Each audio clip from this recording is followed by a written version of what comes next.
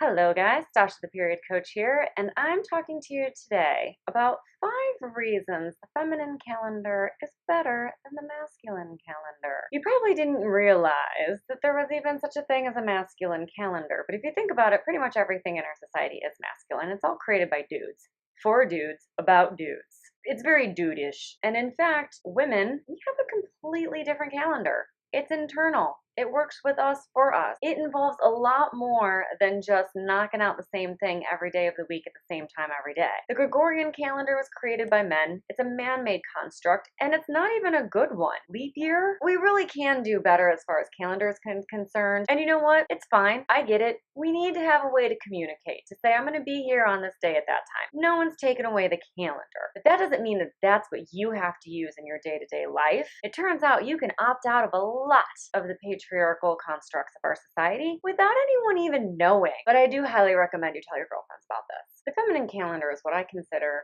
just putting your cycle on a regular calendar, thereby already making it more feminine. This is my example of a feminine calendar.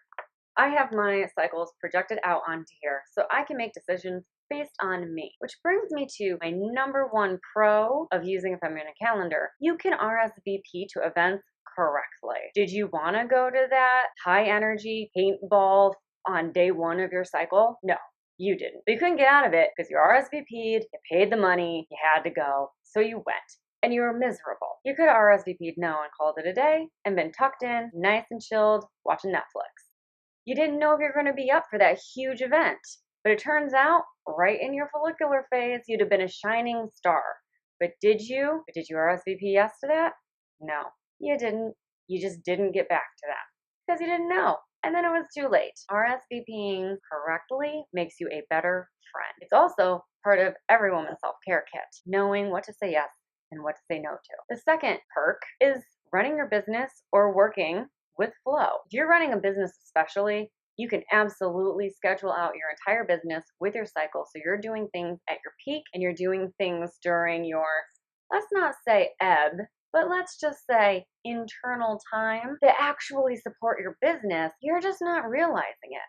There's so many activities that you are good at during your late luteal phase and your menstrual phase that are really assets for your business that you're not using solely because we live in this patriarchal system. But you could be using it, could be making your life easier. If you're working in a 9-to-5 job, there are so many things that you could be doing that would make your life and your job easier if you were able to do them in flow. 3, grocery shopping, working out, planning your activities, a little bit like RSVPing, is way easier when you're doing it in flow. First of all, you should have watched some of my videos on eating with flow. If you haven't, you need to go search. Just type in food. But eating with flow is so much easier. Even going out to eat is easier when you're eating with flow. Not only that, it makes your hormones happier, which makes you happier, which makes everything else easier and happier. It's an amazing cycle. Working out is also the same way. There are great activities to do when you're in the peak of your follicular phase and your ovulation phase, and there are other activities that are even better for you during your late luteal and menstrual phase. Both of these have really great things that you can be doing in flow. So instead of going to, say, that boot camp class, you might want to be going to a yin yoga class. And wouldn't it be way easier if you could just not beat yourself up and go directly to the thing that would be the benefit for you? Yes.